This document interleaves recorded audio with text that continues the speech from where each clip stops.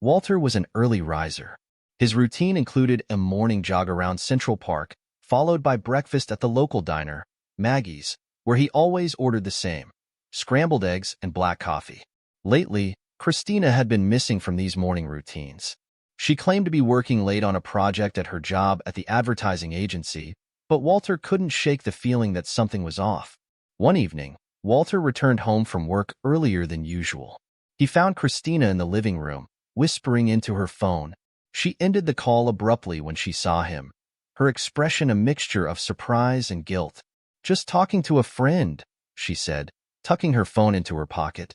Over the next few weeks, Christina's behavior grew more suspicious. She would often step out of the house to take calls or text messages in the middle of the night. Her explanations were vague and unconvincing. Walter began to notice that she frequently checked her phone, smiling at messages and quickly hiding the screen when he was nearby. One Saturday, Christina left for what she said was a work meeting. Walter decided to follow her. She drove to a coffee shop on the other side of town, one they never visited. From his car, Walter watched as Christina met a man he didn't recognize. They sat close, talking animatedly, their heads bent together in a way that suggested more than friendship. That night, Walter couldn't sleep.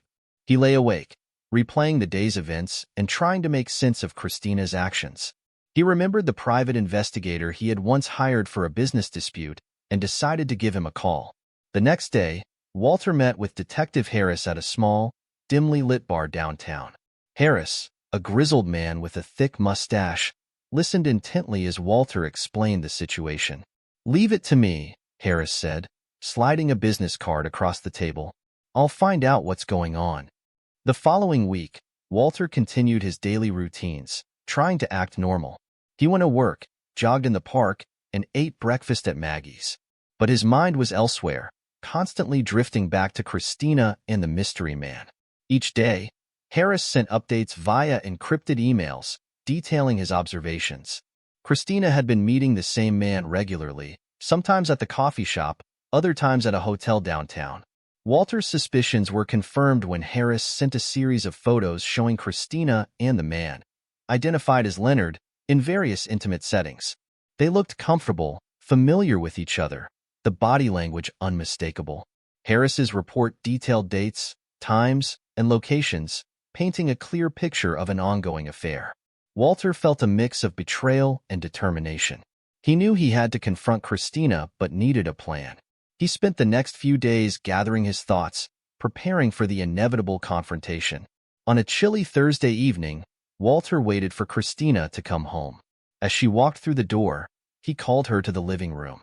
"Christina, we need to talk," he said, holding the envelope containing Harris's report. Christina looked at him, her face pale, sensing the gravity of the moment. Walter handed her the envelope and watched as she opened it, her eyes widening with each photograph she pulled out. "We both know what this is about," Walter said, his voice steady. "Now, it's time to come clean." Detective Harris worked quickly. Within a week, he had compiled a detailed report with photographic evidence. The images showed Christina meeting Leonard at various locations: a quiet bistro, a park bench, and even a boutique hotel downtown. Harris handed Walter a manila envelope filled with pictures and a detailed timeline of Christina's movements. Walter spent an entire evening at his desk, reviewing the contents. Each image was time-stamped, showing clear evidence of the affair. He saw Christina and Leonard holding hands, sharing meals, and entering the hotel together. Harris's notes included conversations he had overheard, confirming the relationship was more than just casual. The next morning, Walter prepared for work but couldn't focus. He skipped his jog and went straight to Maggie's diner, where he usually had breakfast. The scrambled eggs and black coffee were untouched as he pondered his next move. He decided it was time to confront Christina. He couldn't let this go on any longer. That evening, Walter returned home early. Christina was in the kitchen, preparing dinner. He placed the manila envelope on the dining table and called her over. She looked at him, puzzled, and wiped her hands on a dish towel before opening the envelope. As she flipped through the photographs, her confusion turned to shock. "What is this?" Christina asked, her voice shaky. "You tell me," Walter replied, keeping his tone neutral. Explain these. Christina attempted to deny the evidence, claiming the pictures were taken out of context. She said Leonard was just a friend, and they were only meeting to discuss work. Walter remained silent, letting her speak. When she finished, he handed her a copy of Harris's report, which included detailed notes of their conversations. Work discussions at a hotel? Walter asked, raising an eyebrow. What about these notes? Harris heard you two talking about your future together. Christina's facade crumbled. She slumped into a chair, her head in her hands. I'm sorry, she whispered. It wasn't supposed to go this far. Walter remained standing, arms crossed. How long has this been going on? He demanded. Christina admitted the affair had started months ago. She met Leonard through a mutual friend, and it quickly escalated from innocent meetings to clandestine encounters. She tried to explain, but Walter cut her off, unwilling to hear excuses. Walter spent the next few days avoiding Christina, leaving early and coming home late. He needed space to think. Christina tried to make amends, but Walter was resolute in his decision to stay distant. He resumed his morning jogs in Central Park, seeking solace in the familiar routine. One evening, Walter found himself at the bar where he first met Harris. He needed advice on what to do next. Harris suggested divorce, but warned it could get messy. Walter wasn't ready for that step yet. He needed to ensure Christina would never hurt him again. Walter devised a plan. He would pretend to forgive Christina, make her believe they could work things out. Meanwhile, he would gather more evidence, something that would ensure he had the upper hand in any legal proceedings. He wanted to make sure Christina paid for her betrayal. The next week, Walter approached Christina with a proposal. Let's try to fix this, he said, feigning sincerity. Christina, desperate for reconciliation, agreed. They attended counseling sessions, went out for dinners, and tried to act like a normal couple. All the while, Walter was meticulous, documenting every interaction and keeping a close watch on her activities. Christina, believing she had a second chance, cut off contact with Leonard. Walter monitored her phone and email, ensuring there were no hidden messages. He played the role of a forgiving husband, all the while setting the stage for his final move. In the midst of this charade, Walter kept in close contact with Harris, updating him on the situation. He knew it was only a matter of time before Christina slipped up again, giving him the final piece of evidence he needed to confront her once more. This time with no chance of denial, Walter continued his act of reconciliation, attending counseling sessions and going on dates with Christina. They spent weekends visiting familiar places, like the farmers market downtown and their favorite hiking trail at Bear Mountain. All the while, Walter documented everything meticulously, waiting for the right moment to act. One evening, after a counseling session, Walter and Christina sat in their living room. Walter casually brought up Leonard, questioning her about their interactions. Christina, cornered and anxious, warned him sternly. "Don't mess with my lover. He'll crush you into dust without a second thought," she said. Walter pretended to take her warning seriously, nodding in agreement. "All right," he said, "I'll stay away." But in his mind, the wheels of revenge were already turning. He knew he had to act carefully and strategically. Over the next few days, Walter continued his normal routines. He jogged in Central Park, ate breakfast at Maggie's, and maintained his work schedule. He kept a low profile, avoiding any direct confrontation with Leonard. Instead, he began gathering more information. Walter visited the library, researching everything he could about Leonard. He discovered that Leonard had a shady past, including several run-ins with the law. He frequented a bar called the Blue Oyster, known for its under-the-table dealings. Walter made a mental note to visit the place. On a Friday night, Walter walked into the Blue Oyster. The bar was dimly lit, filled with a mix of locals and suspicious characters. He spotted Leonard at a corner table, talking to a group of men. Walter sat at the bar, ordered a drink, and observed. Leonard's interactions were intense, filled with hushed conversations and exchanged envelopes. The following day, Walter met with Detective Harris again, this time at a secluded diner on the outskirts of town. He shared his findings about Leonard's background and connections. Harris listened intently, nodding as Walter laid out his plan. They decided to monitor Leonard more closely, looking for the perfect opportunity to strike. Walter began frequenting the Blue Oyster, slowly integrating himself into the background. He made casual conversation with the bartenders and regulars, learning more about Leonard's operations. One night, he overheard a conversation about a shipment arriving at the docks, something big and illegal. Armed with this information, Walter informed Harris. Together, they planned a sting operation. Harris would tip off the authorities about the shipment while Walter ensured Leonard was caught red-handed. The plan was set in motion, with both men playing their parts perfectly. As the night of the operation approached, Walter continued to act normally at home. He and Christina attended a charity gala, mingling with friends and acquaintances. Christina seemed more relaxed, believing their relationship was on the mend. Walter, however, was focused on the task ahead. The night of the shipment, Walter positioned himself at the docks, hidden from view. He watched as Leonard and his associates arrived, unloading crates from a truck. Moments later, the sound of sirens filled the air. Police cars surrounded the area, and officers moved in, arresting Leonard and his men. Walter watched from the shadows as Leonard was handcuffed and led away. He felt a sense of satisfaction, knowing his plan had worked. But he wasn't done yet. He knew he had to confront Christina one last time, with all the evidence he had gathered. Returning home, Walter found Christina in the living room, watching TV. He stood in front of her, holding a new manila envelope. "It's over," he said, tossing the envelope onto the coffee table. Christina looked at him, confused, before opening the envelope and seeing the photos and documents inside. She glanced up at Walter, realization dawning in her eyes. "What have you done?" she asked, her voice trembling. "I've taken care of everything," Walter replied. "Now it's your turn to face the consequences." Walter devised a plan to gain Leonard's trust.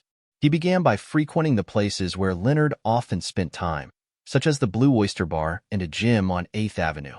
One evening, Walter approached Leonard at the bar, offering to buy him a drink. "I'm Walter," he introduced himself, extending a hand. Leonard shook it, eyeing him curiously. Over the next few weeks, Walter made a point of running into Leonard at various locations.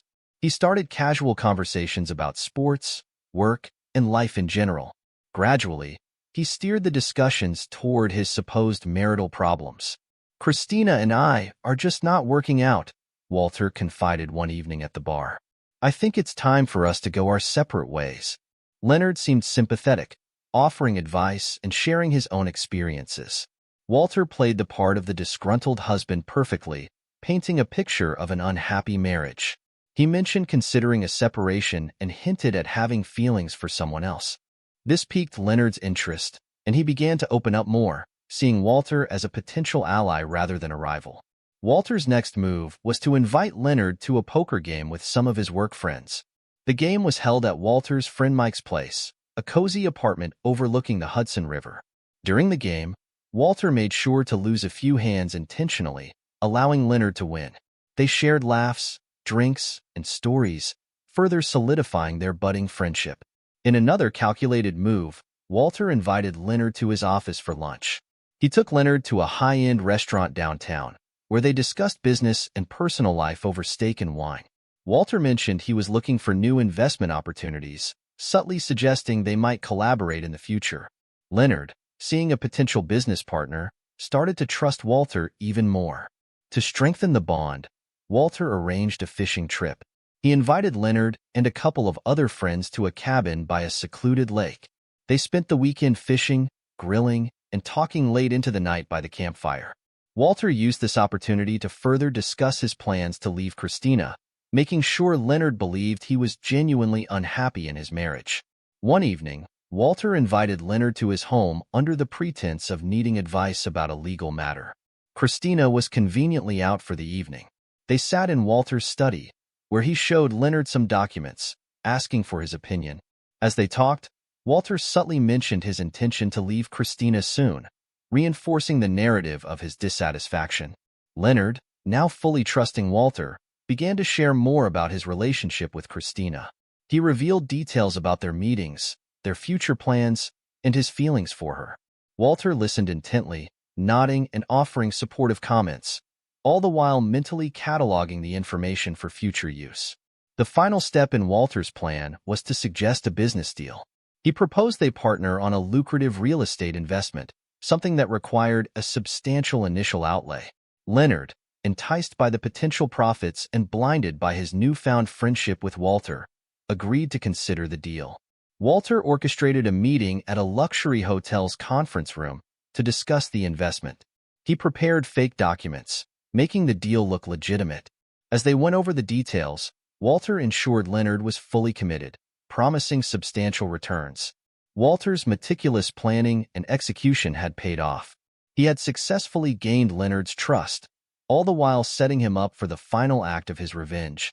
With Leonard fully ensnared in his web, Walter knew it was only a matter of time before he could move to the next phase of his plan. Walter's plan was set into motion. He chose a remote cabin in the woods, one he had rented for fishing trips with friends. It was the perfect place, isolated and away from prying eyes. He called Leonard and told him he needed help with a personal matter, something urgent that required discretion. Leonard, seeing Walter as a friend and business partner, agreed without hesitation. Walter meticulously prepared the cabin, making sure everything was in place.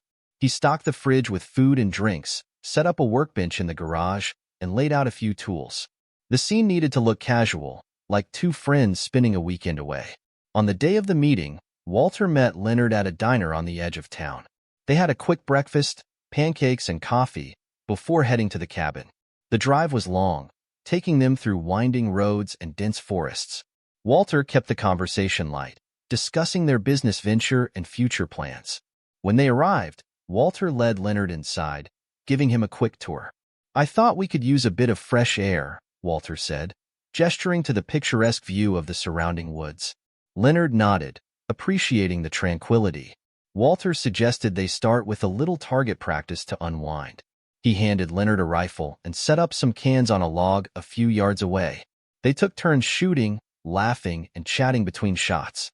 After an hour or so, Walter proposed they head to the garage to discuss the real reason for their trip. Inside the garage, Walter pulled out a large map, spreading it across the workbench. "I've been thinking about a new investment opportunity," he said, pointing to a location on the map. Leonard leaned in, interested.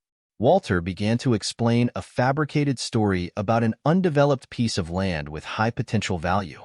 As they discussed the fake deal, Walter subtly steered the conversation towards trust and loyalty. "In business, you need to know who your real friends are," he remarked. Leonard agreed, not sensing the trap being laid. Walter then asked Leonard to help him move some heavy boxes from the garage to the cabin, using it as a pretext to get him into a vulnerable position. While moving the boxes, Walter made sure to drop subtle hints about Christina, testing Leonard's reactions. Leonard, thinking he was safe, spoke freely about their relationship. He even mentioned how he was looking forward to a future with her, once Walter was out of the picture. Walter listened, making mental notes. After the boxes were moved, Walter suggested they take a break. He handed Leonard a cold beer, and they sat on the porch, watching the sun dip below the tree line. As dusk settled, Walter brought up the personal matter he needed help with. He claimed it involved a delicate family issue and required Leonard's advice. Leonard, feeling a sense of camaraderie, agreed to help. Walter led Leonard back to the garage, where he had set up a makeshift office. He showed Leonard some forged documents, asking for his opinion on the legal jargon. Leonard, trying to be helpful, began to read through the papers. It was then that Walter made his move. He pretended to find something concerning in the documents and asked Leonard to look closer. As Leonard leaned in, Walter struck, using a heavy wrench he had placed nearby. The blow was swift, rendering Leonard unconscious. Walter quickly tied Leonard up, ensuring he couldn't escape. With Leonard securely bound, Walter retrieved a pre-written note from his bag. He placed it on Leonard's chest, making it appear as if Leonard had written it himself. The note contained a confession to multiple crimes, implicating him in illegal activities and painting him as the mastermind behind a series of frauds. Walter then called the police, using a burner phone to report suspicious activity at the cabin. He left the scene quickly, driving back to town. As he drove, he felt a sense of grim satisfaction, knowing that his plan had succeeded. Leonard would be found, arrested, and taken down by his own actions, Thanks to Walter's careful orchestration, Walter paced around the cabin, making sure every detail of his plan was in place. He checked his watch. Leonard was due to arrive any minute. The secluded location was perfect, no neighbors, no interruptions. He double-checked the tools and props he had arranged to stage the scene. Leonard pulled up in his car, stepping out and waving as he approached the cabin. "Hey, Walter. What's the urgent matter?" he called out. Walter greeted him with a firm handshake, ushering him inside. "Thanks for coming, Leonard. I really appreciate it," Walter said, guiding him to the living room where he had set up a small table with documents. "I need your advice on this investment plan. It's a bit complicated." Leonard sat down, skimming through the papers Walter handed him. Walter watched intently, waiting for the right moment. He started the conversation lightly, discussing business ventures and mutual acquaintances. As they talked, Walter subtly shifted the topic to Christina.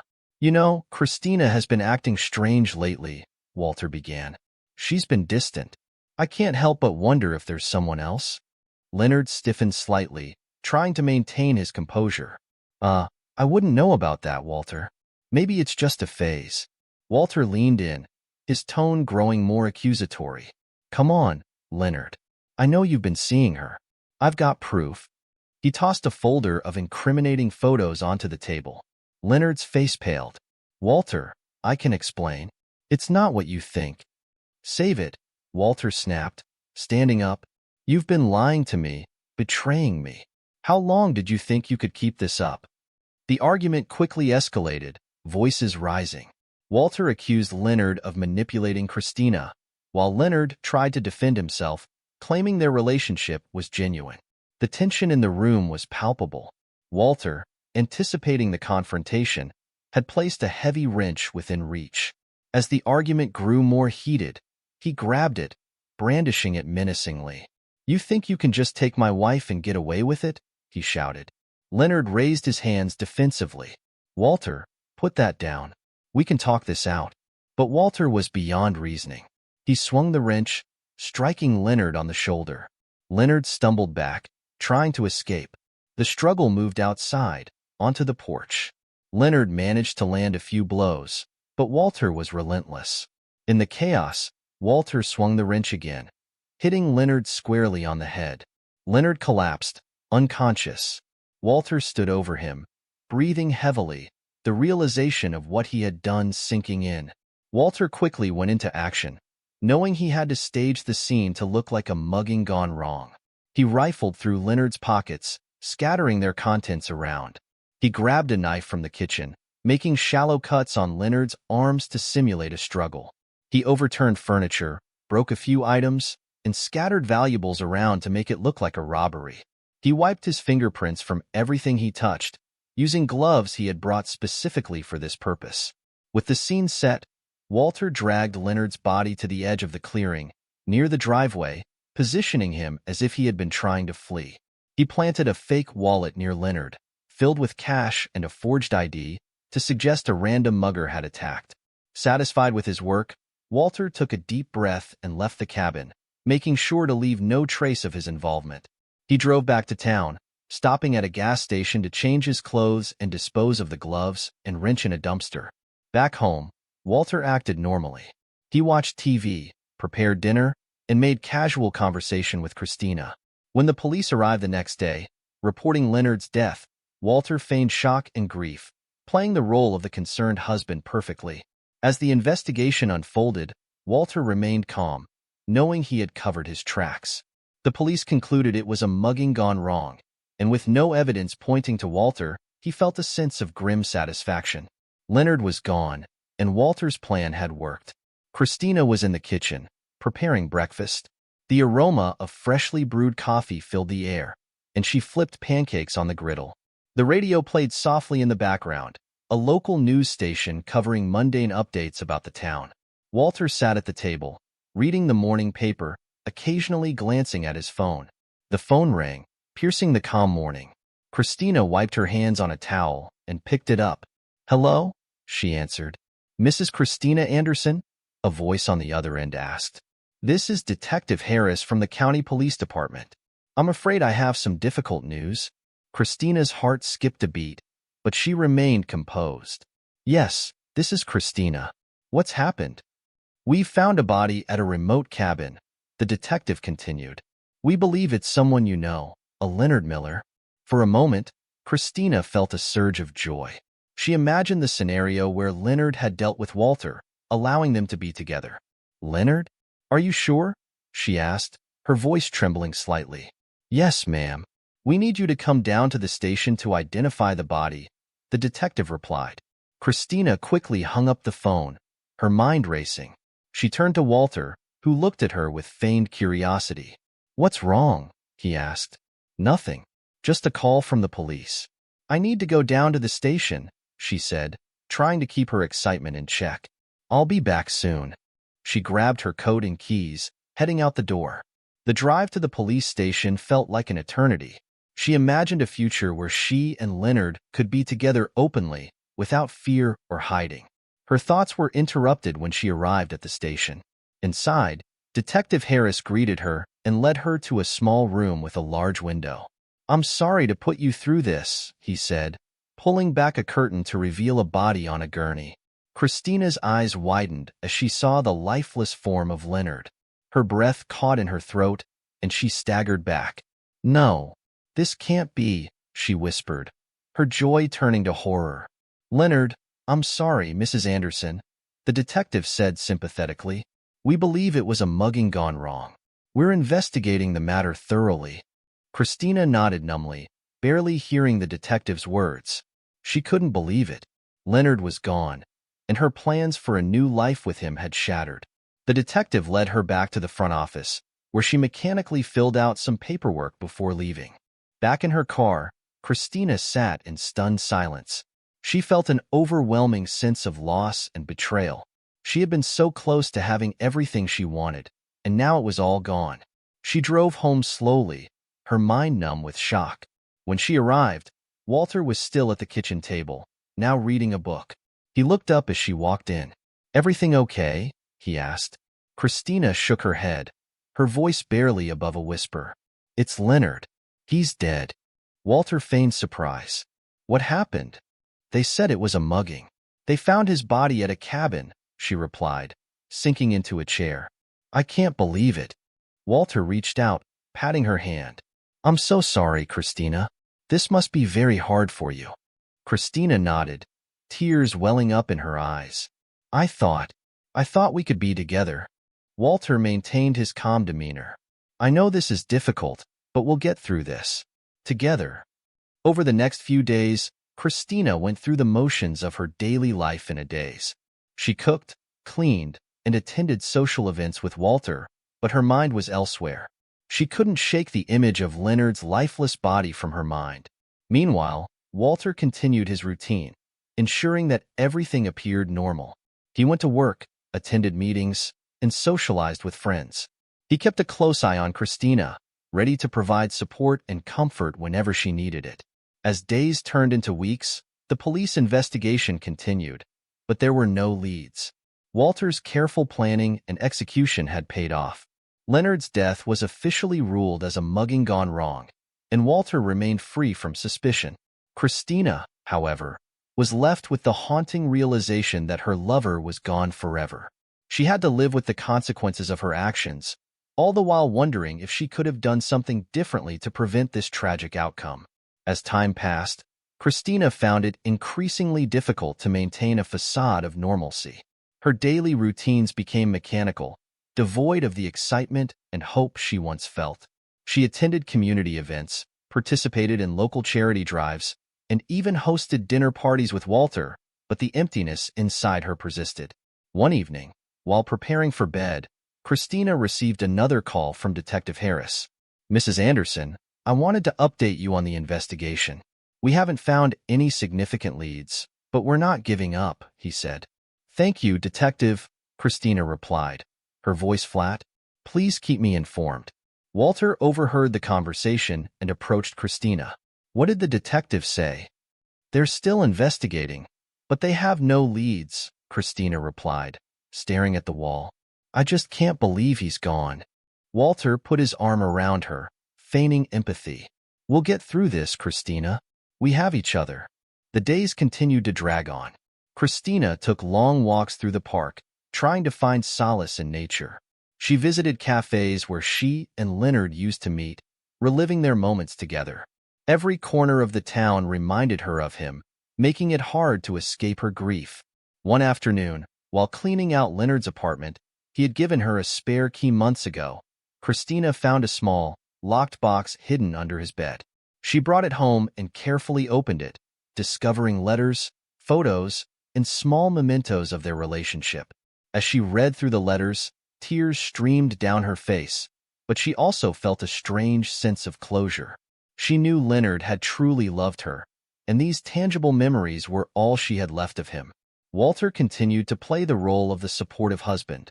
He suggested they take a vacation to help her heal, booking a trip to a quiet beach town.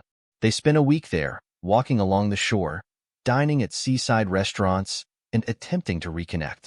Despite his efforts, Christina remained distant, her thoughts always drifting back to Leonard. Upon returning home, Christina threw herself into volunteer work, hoping to fill the void left by Leonard's death.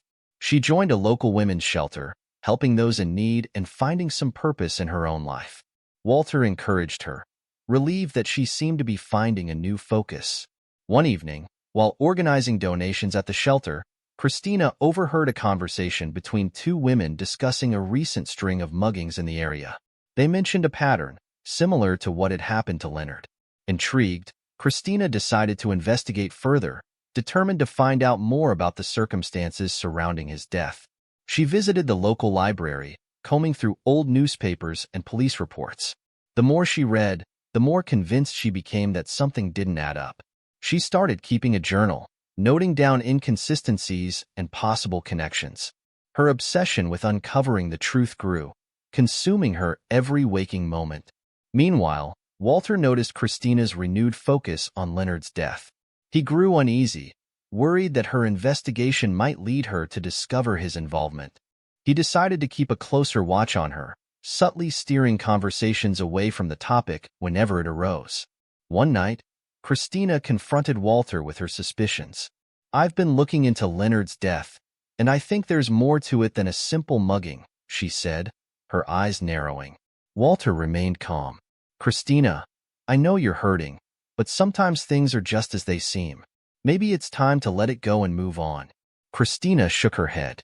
"I can't, Walter. I need to know the truth." As Christina's investigation intensified, Walter knew he had to act fast to protect his secret. He began to devise a plan to divert her attention and ensure she never uncovered the truth about what really happened to Leonard. Christina returned home from her evening shift at the women's shelter, exhausted and lost in thought. The moonlight cast long shadows in the driveway as she parked her car and headed to the front door. She noticed the porch light flickering but paid it no mind, chalking it up to a faulty bulb. Unlocking the door, she stepped into the quiet house. She slipped off her shoes and walked into the kitchen, planning to make a quick dinner before bed. On the counter, she found a single sheet of paper folded neatly. Her curiosity piqued. She picked it up and unfolded it. The words, "You're next," were scrawled in Walter's handwriting.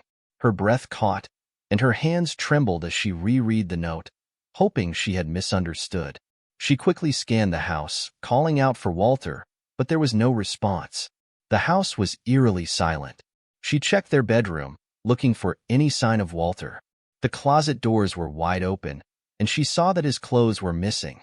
His suitcase, usually stored on the top shelf, was gone. In a panic, she ran to the study, where Walter kept important documents. The drawers were open, papers scattered. His passport was missing. She tried to calm herself, reminding herself to think logically. She grabbed her phone and dialed his number. It went straight to voicemail. Frustrated, she left a message. "Walter, what is this about? Where are you?" Christina decided to search the house for any other clues. She went to the garage, where Walter's car was notably absent. She checked his desk in the study again, finding only disorganized paperwork and a few scattered bills. She opened his laptop, but it was password protected. Realizing the gravity of the situation, Christina called the police. She explained the note and Walter's sudden disappearance. The dispatcher assured her that an officer would be sent to her house immediately. While waiting, Christina went to the living room and turned on the TV, hoping to distract herself. She flipped through channels absent-mindedly, stopping on a news report about a recent string of muggings. The familiar sensation of dread washed over her as she listened to the details.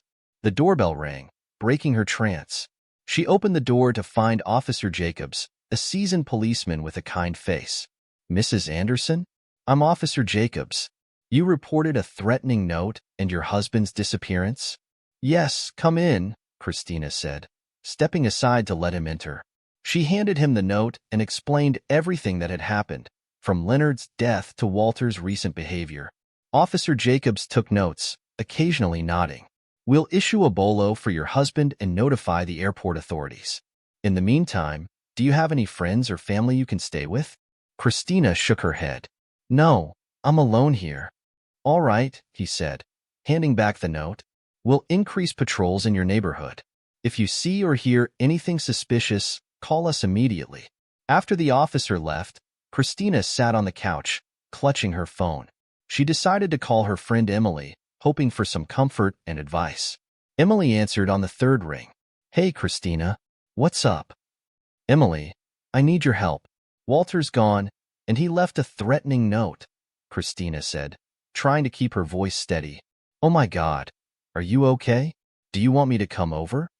Emily asked, concern evident in her voice. "Please, if you can. I don't want to be alone right now," Christina replied. Within 20 minutes, Emily arrived, bringing a sense of relief. They sat in the living room, talking about everything that had happened. Emily suggested changing the locks and installing a security system. "You need to protect yourself," she insisted. They spent the next few hours planning. Emily called a locksmith who agreed to come the next morning. They also researched security systems, eventually ordering one that would be installed the following week. As the night wore on, Christina felt a mix of exhaustion and unease.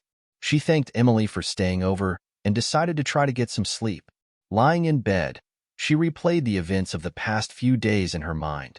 She knew she had to be cautious and vigilant. Walter's note was a clear warning, and she had no idea what he might do next. The house felt emptier than ever, and the silence was deafening. As Christina drifted off to a restless sleep, she resolved to stay strong and find out what had driven Walter to such extremes. Christina woke early the next morning, the events of the previous night replaying in her mind like a horror movie. She made coffee but found it impossible to drink. Instead, she paced around the living room, her thoughts racing. The note from Walter haunted her. "You're next." Those words were etched into her mind, a constant reminder of the danger she was in. She couldn't believe Walter would go to such lengths, but the evidence was staring her in the face. With a sense of urgency, Christina called the police station again. Officer Jacobs answered, his voice calm and reassuring. "Mrs. Anderson, we're doing everything we can to locate your husband. In the meantime, please stay vigilant and let us know if anything else happens." Christina thanked him and hung up, feeling somewhat reassured but still deeply unsettled. She decided to take matters into her own hands. She packed a small bag with essentials, clothes, toiletries, and important documents, and drove to a nearby hotel where she checked in under an assumed name. In the safety of her hotel room, Christina sat at the small desk and began to brainstorm. She needed to gather evidence against Walter, but she had no idea where to start. She pulled out her laptop and started researching, digging through old emails and messages. She found nothing incriminating. Frustrated, Christina called Emily again, hoping for guidance. Emily suggested hiring a private investigator to help gather evidence discreetly. Christina agreed, feeling a surge of hope. She found a reputable investigator online and scheduled a meeting for later that day. The investigator, Mr. Wilson, arrived at the hotel promptly. He was a middle-aged man with a no-nonsense demeanor. Christina explained her situation, showing him the note from Walter and recounting the events leading up to Leonard's death. Mr. Wilson listened attentively, nodding occasionally. "I'll start by looking into Walter's financial records, travel history, and any connections he might have," Mr. Wilson said, jotting down notes. "We'll need to proceed carefully to avoid tipping him off." Christina agreed, feeling a glimmer of optimism. She gave Mr. Wilson all the information she could remember about Walter's habits and acquaintances. They agreed to keep in touch regularly, and Mr. Wilson promised to update her with any findings. Over the next few days, Christina tried to maintain a sense of normalcy while waiting for news from Mr. Wilson. She attended her volunteer shifts at the shelter, where she found solace in helping others. She kept her phone close at all times, anxiously awaiting updates. One afternoon, Mr. Wilson called with a breakthrough. "Christina, I found something," he said, his voice low. "Walter has been transferring large sums of money to an offshore account over the past few months. It seems he's been planning this for a while." Christina's heart raced. This was the proof she needed. "Can you trace the transactions? Find out where the money is going?" "I'm working on it," Mr. Wilson replied. "But this is a good start. It suggests Walter had a motive for leaving the country and possibly harming you." Christina thanked him profusely and hung up, feeling a mix of relief and dread. She knew she had to be cautious. If Walter had been planning this for months, he was likely several steps ahead. Later that evening, Christina received a call from Officer Jacobs. "Mrs. Anderson, we found Walter's car abandoned at the airport. There's no sign of him boarding a flight, but we're checking security footage." Christina's stomach churned. "Thank you, Officer Jacobs. Please let me know if you find anything." She hung up, her mind racing. Walter was close. She could feel it. She locked the hotel room door, double-checked the windows, and sat on the edge of the bed, clutching her phone. She was alone, afraid, and unsure of what would happen next. Christina woke to the sound of her phone buzzing on the bedside table. She reached for it groggily, glancing at the screen. It was a text message from an unknown number. Her heart skipped a beat as she read the cryptic message. "Did you miss me, Christina?" She stared at the message, her mind racing. It had been weeks since Walter disappeared, and now this. She hesitated before responding, unsure of what to say. Another message came through. "I'm closer than you think." Fear gripped Christina as she realized Walter was still out there, watching her. She quickly called Officer Jacobs, her voice urgent. "Officer Jacobs, I just received a message from Walter. He knows where I am." "We're tracing the call, Mrs. Anderson." "Stay calm," Officer Jacobs replied, his voice steady. Christina waited anxiously, her eyes darting around the hotel room. Every sound made her jump. Finally, Officer Jacobs called back. The call came from a burner phone. "We're working on tracking its location." Christina thanked him and hung up, feeling more vulnerable than ever. She decided to stay put in the hotel room, locking the door and drawing the curtains. She couldn't shake the feeling of being watched. Hours passed without any further messages or calls. Christina tried to distract herself by reading a book, but she couldn't focus. She kept checking her phone, half expecting another message from Walter. That evening, Christina met with Mr. Wilson again. He had gathered more information about Walter's activities before he disappeared. "Christina, I found records of Walter renting a cabin in a remote area just before he went missing," Mr. Wilson said, showing her the documents. Christina studied them closely. "Do you think he's hiding there?" "It's possible," Mr. Wilson replied. "I've alerted the police, and they're planning a search. But we need to be prepared for anything." Christina nodded, feeling a sense of determination. She couldn't let Walter continue to control her life. "Thank you, Mr. Wilson. Please keep me updated." Back at the hotel, Christina tried to relax, but her mind kept going back to Walter's messages. She couldn't understand why he was tormenting her like this. What did he want? The next morning, Officer Jacobs called with an update. "Christina, we found the cabin Walter rented. It's in a remote forested area about 2 hours from here." Christina's heart raced. "Are you going there?" "We're sending a team now to investigate," Officer Jacobs assured her. "Please stay where you are and keep your phone nearby." Christina paced the hotel room, waiting anxiously for news. Hours passed before she finally received a call from Officer Jacobs. "Christina, we found the cabin," he said. "But Walter wasn't there. It looks like he left in a hurry." Frustration and fear washed over Christina. How could Walter always stay one step ahead? "What now?" "We're widening our search," Officer Jacobs replied. "We won't stop until we find him." Christina thanked him and hung up, feeling defeated. She sat on the edge of the bed, trying to make sense of everything. Walter's messages had left her shaken and paranoid. She couldn't trust anyone, not even herself. Days turned into weeks as Christina waited for news. She continued to stay in the hotel, unable to return home or resume her normal life. Every sound made her jump, every stranger made her wary. One afternoon, while checking her email, Christina found a message from an unfamiliar address. Her heart raced as she opened it. Inside was a photo of her, taken from a distance, unaware. The message simply read, "Always watching." Christina's hands trembled as she stared at the screen. Walter was still out there, closer than she ever imagined. She knew then that she couldn't rest until he was caught. She had to be strong, for her own sake and for justice to prevail. Weeks turned into months as Christina lived in a state of constant vigilance. The messages from Walter had stopped, but the fear lingered, a silent presence in her life. She had relocated to a small apartment in a different part of town, hoping to evade any further contact from her estranged husband. One rainy afternoon, Christina received a call from Officer Jacobs. His voice was grave. "Christina, we've found Walter." Relief flooded through Christina, quickly followed by apprehension. "Where is he?" "He's in another country," Officer Jacobs explained. "We've been working with international authorities to track him down. It's taken time, but we finally have a location." Christina's mind raced. She had prepared herself for this moment, but now that it had arrived, she felt a mix of emotions, fear, anger, and a strange sense of closure. "What happens now?" "We're coordinating with local law enforcement to apprehend him," Officer Jacobs replied. "We'll keep you updated on the progress." Christina thanked him and hung up, feeling a weight lifted off her shoulders. She knew this was the first step toward reclaiming her life. She spent the next few days trying to focus on work and maintaining a sense of normalcy. A week later, Christina received another call from Officer Jacobs. "Christina, we've captured Walter.